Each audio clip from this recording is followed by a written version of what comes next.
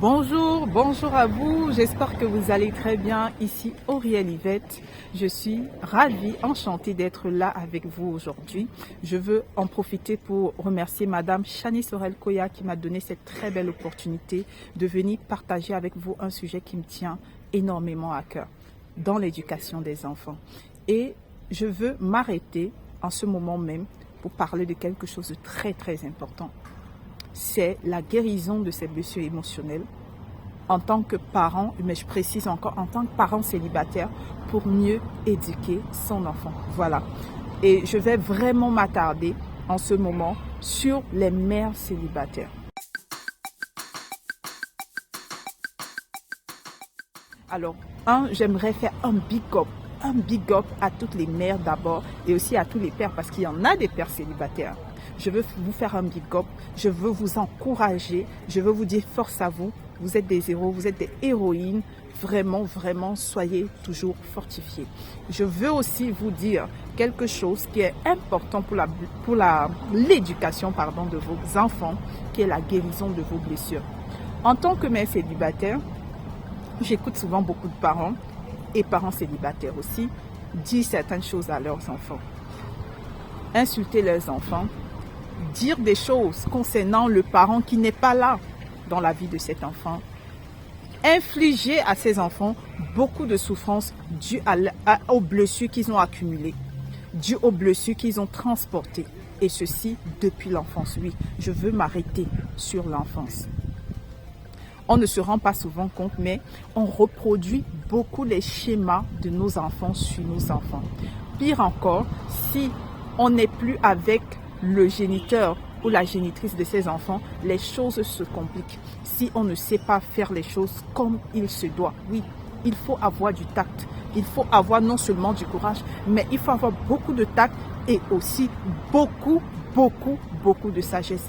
Il faut prendre du temps d'entrer en soi-même.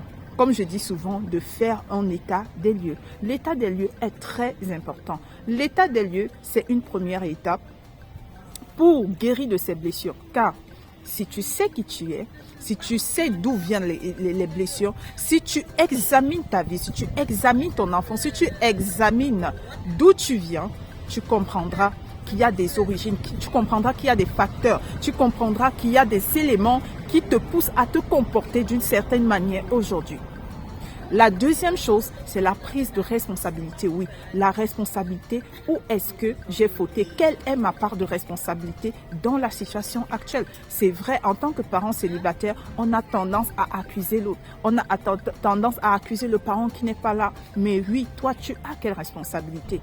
Actuellement, la manière, la méthodologie que tu utilises pour éduquer cet enfant, les choses que tu fais qui ne sont pas correctes, d'où est-ce que ça vient? En quoi as-tu été à l'origine, si je peux dire? Tu vas me dire dans ton enfance ou pas, mais quand tu es devenu adulte, certainement, il y a des choses que tu aurais pu changer. On est bien d'accord, ok? Donc, il y a la prise de responsabilité et il y a aussi la troisième dimension que j'appelle, c'est la dimension de l'acceptation. Oui, il faut accepter. Je sais que tu ne voudrais pas peut-être écouter ça, mais il faut accepter la situation. Il faut dire, ok, les choses sont arrivées ainsi. Ok, good. Mais je vais m'en sortir. Je vais faire les choses différemment. J'ai grandi d'une certaine manière, mais je veux faire les choses différemment en ce qui concerne mon enfant. Le père, la mère de cet enfant m'a laissé. Je veux faire les choses différemment. Oui, il faut accepter la situation. Il faut prendre ça comme un point de départ, comme un point de contact qui va te propulser. C'est très important. C'est très important. Il faut accepter la situation et il faut accepter de move on, comme je le dis souvent, aller de l'avant. C'est très important que tu acceptes d'aller de l'avant. Il faut accepter d'aller de l'avant. Il faut accepter de move on, de prendre le pas au-dessus pour le meilleur, pour l'avenir de ton enfant. Vous savez, les enfants ne sont pas seulement des éponges, mais les enfants absorbent, les enfants se calquent sur nous. Donc, il est important vraiment en tant que parent et en tant que parent célibataire de vraiment s'asseoir et de guérir. Ces enfants, je le dis souvent, n'ont rien demandé.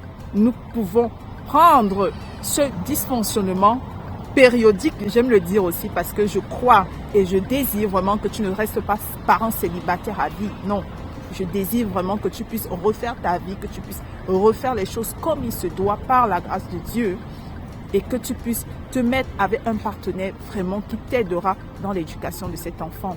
Et prends ces moments-là vraiment comme un moment périodique. Les choses vont changer, mais si tu commences à agir bien, si tu commences à faire les bonnes choses. Voilà ce que je voulais partager avec toi. Prenons nos responsabilités, parents célibataires, tu peux faire la différence dans l'éducation de tes enfants à travers un temps que tu vas prendre pour guérir de tes blessures émotionnelles, blessures de l'enfance, blessures de ta vie d'adulte, blessures même des choses quotidiennes que tu vis. Parce qu'en tant que parent célibataire, il y a beaucoup de choses qu'on vit au quotidien, mais tu peux faire la différence. Allez, prends soin de toi.